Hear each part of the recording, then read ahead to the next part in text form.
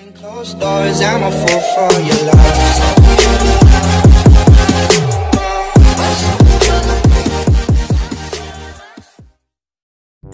So yan, usap sa inyo mga lods, at ako nga pala si Junelli TV. At for today's video, magdadagdag lang tayo ng fiber sa sa Apido pipe natin.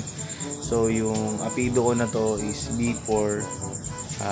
Pakita ko na lang sa inyo yung mga ginawa ko nung kung paano tinanggal yung pinaka nasa dulo nun, kasi yung version 4 hindi nalalagyan talaga ng fiber. So papakita ko sa inyo kung paano ko tinanggal yung nasa dulo niya na parang divider na bakal.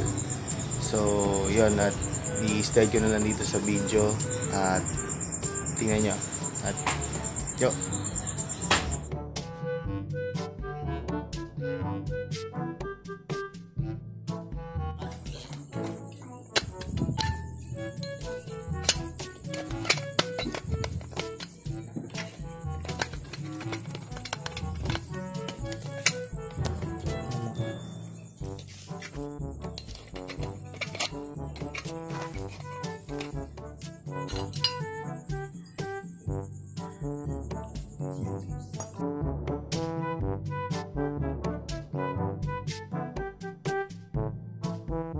So yung mga lods, at ito yung ating Apido pipe. So ayan, in-upgrade ko na siya, pinalitan ko na siya ng tip. So ayan, nakapagpalit na tayo ng tip. So pagpasensya nyo na at medyo madumi yung motor natin dahil daily use. So ayan, yung etong pipe na to ay yung fiber niya na nakalagay dito ay yung dati yung stock niya. So dadagdagan na lang natin ngayon. Tapos may mga steel wool to dito, ganyang kahaba na ilang piraso ba yun? Walong piraso yun. Pero ang kalimitan talaga nilalagay 3 lang, 4. Bali kasi yung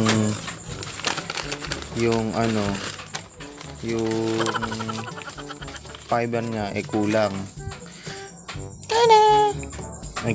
Kaya bumili ko ng fiber mat. So ayan, ito yun mga lods, yung pang tambucho. So yung isang ganito is 140 ang isa. So ayan, pero ilalagay natin to lahat para siksik yung yung fiber sa loob.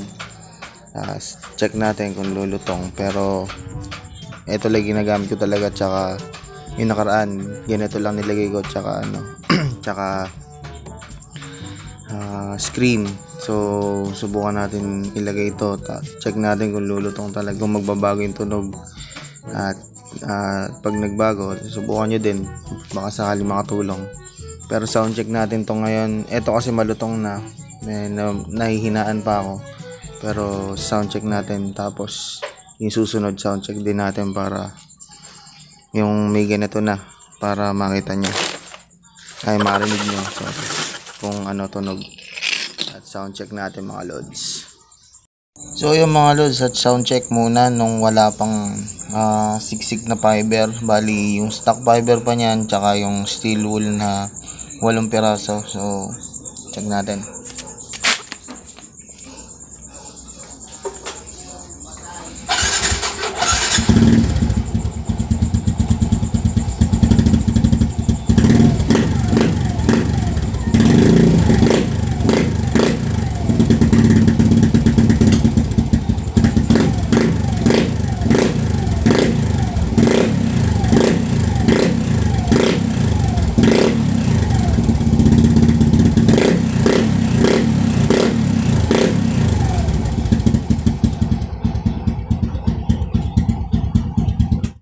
So yun, nadinig nyo na mga lods yung tunog ng Apido natin ngayon. So simulan natin siksikin ng fiber yung Apido pipe natin. Tapos lagyan na lang natin ng 4 na steel wool lang para matingnan natin kung magbabago ba yung tunog.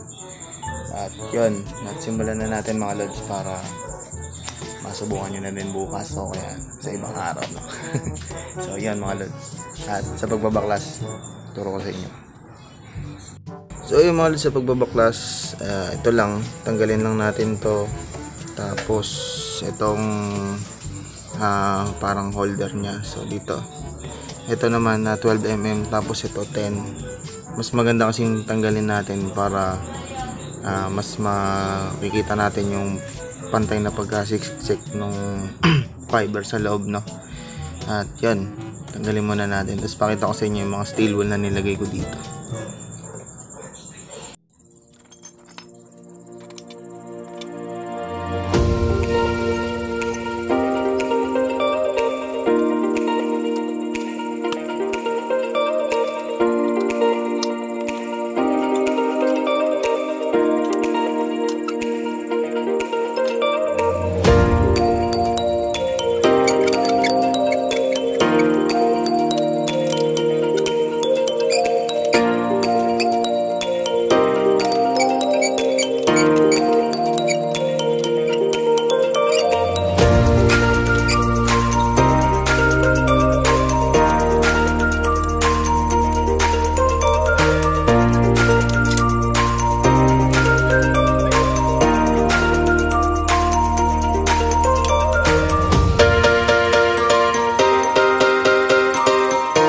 So yung mga lods, at natanggal na natin yung pinaka-apido natin. So ayan, at okay na, natanggal na natin. So tatanggalin na lang natin tatlong Allen bolts na yan para mabuksan na natin yung loob. Tapos papakita ko sa inyo kung ano itsura nung mga nilagay ko na steel wool. So yan, at tanggalin na natin para makita nyo mga lods. Tanggalin lang natin to.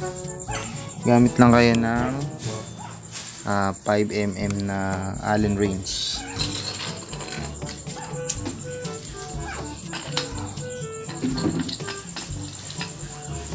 So, gamit lang kayo nyan para matanggal. So ayan, so, ingat-ingat lang kayo sa pagpipit ng mga ganyan na Allen kasi mabilis ma-lost rate dyan. So kailangan pagkakipitan mo katalaman lang o kaya pantay-pantay para hindi siya ma-lost rate. Pagyari nito, lilinisin ko ito kasi baka gawin ko lalo pagka hindi mo na muna linisin bago mapakita sa inyo paano yung gagawin ko. Mayroong bubomba ng gabi. So yan, so ito yung loob niya mga lods. So bali yung yan, dugtong lang tayo ng screen na isa pa. So yan, dugtong tayo ng screen, tapos nakita niyo yung mga tinatakain ng mga steel wool. So mga steel wool na nilagay ko. So tanggalin muna natin at time lapse ko na lang para makita.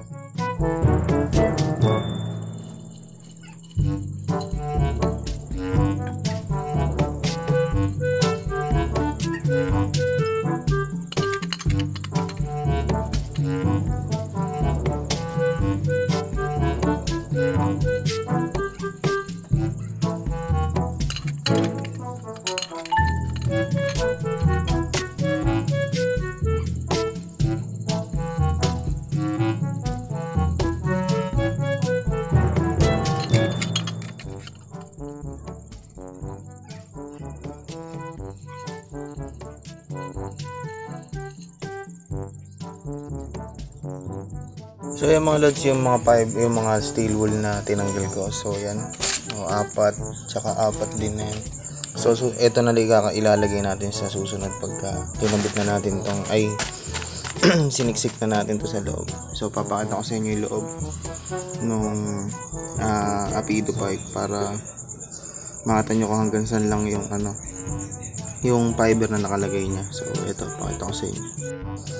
So yung mga lods, yung fiber na nakalagay sa kanya, ayan, sa loob. So mga hanggang dito lang siguro yun, hanggang dito, tama, hanggang dito lang siya mga lods. So isisiksik natin tong dalawang pack ng fiber na yan dito para mas maganda yung tunog, mas ano siya mabase siya na. Basta yung hindi ko ma-explain, pero mamaya explain ko sa inyo kung paano ang magiging niya. So ayan, at lagay na natin yung mga fiber. Sa paglalagay nga pala ng fiber mga lods, at ingat-ingat din kayo kasi medyo makati yan. So ako, hindi pa ako naliligo kaya okay lang na magkateko dyan kasi maliligo naman ako mamaya. So yun mga lods, at lagay na natin. yung fiber. At yun.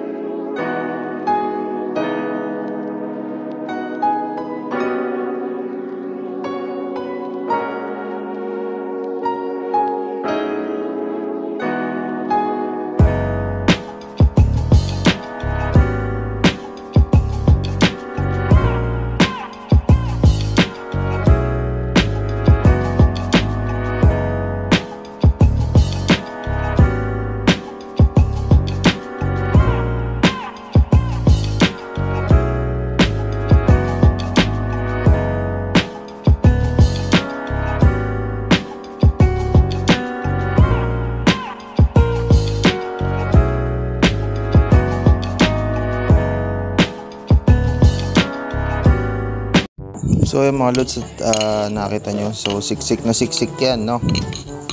Tapos so yung mga siksik yan mga lods. Tapos lagay na lang natin yung steel wool natin na ito dito sa dulo. So sound check natin kung ano ang tunog, kung nagbago ba o ganun pa rin. So tingnan natin mga lods. At lagay na natin steel wool.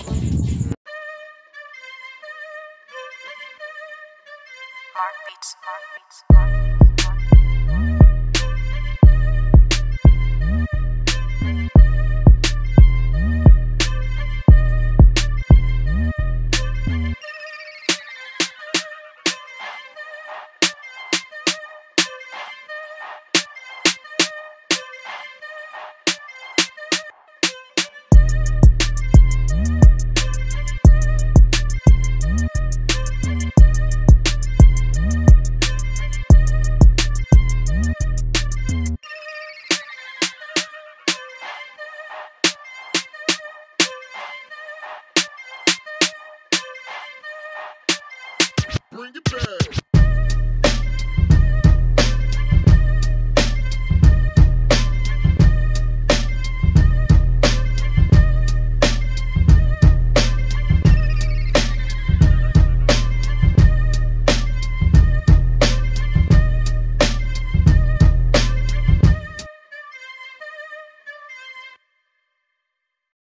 So yung mga lods, at naikabitan natin yung tip. So ayan, sound check na natin kung may nagbago ba. Pero alam ko sa una nito wala pang magbabago kasi hindi pa lutong-luto yung fiber niya sa loob. Pero tingnan din natin.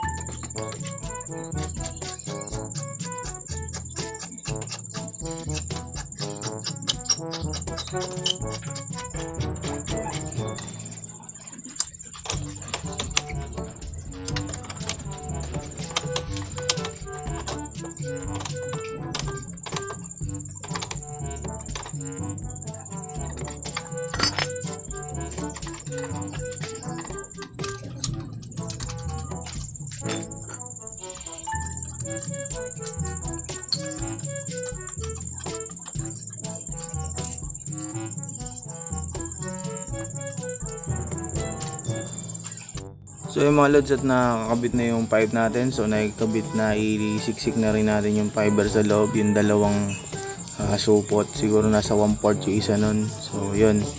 At yan, nakalagay yung 4 na steel wool. At tinira natin yung 2, ay yung 4. So yan yung mga steel wool na natira. So hindi natin, pangit kasi steel wool na to, hindi siya siksik kagaya ng isa. So yan. At sound check na lang natin kung sa ngayon kasi wala pang magbabago dyan kasi hindi pa sunog yung mga fiber sa loob. Pero magbabago din yan. Pero malutong naman na ngayon. So paparinig ko sa inyo mga lods.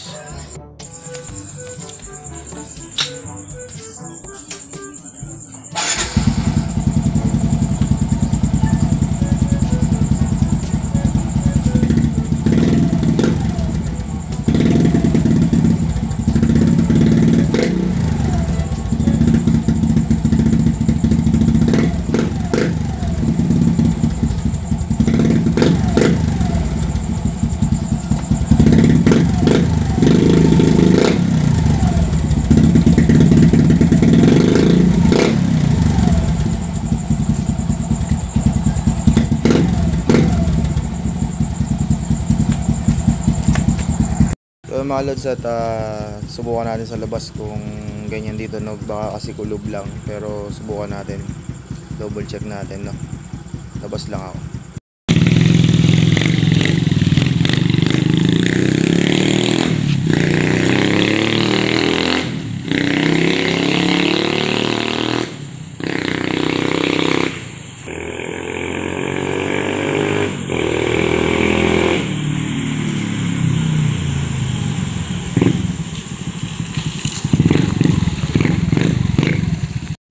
So yan mga lods, at narinig nyo na yung tunog ng ating Apido pipe. So para sa akin, so satisfied naman ako sa tunog.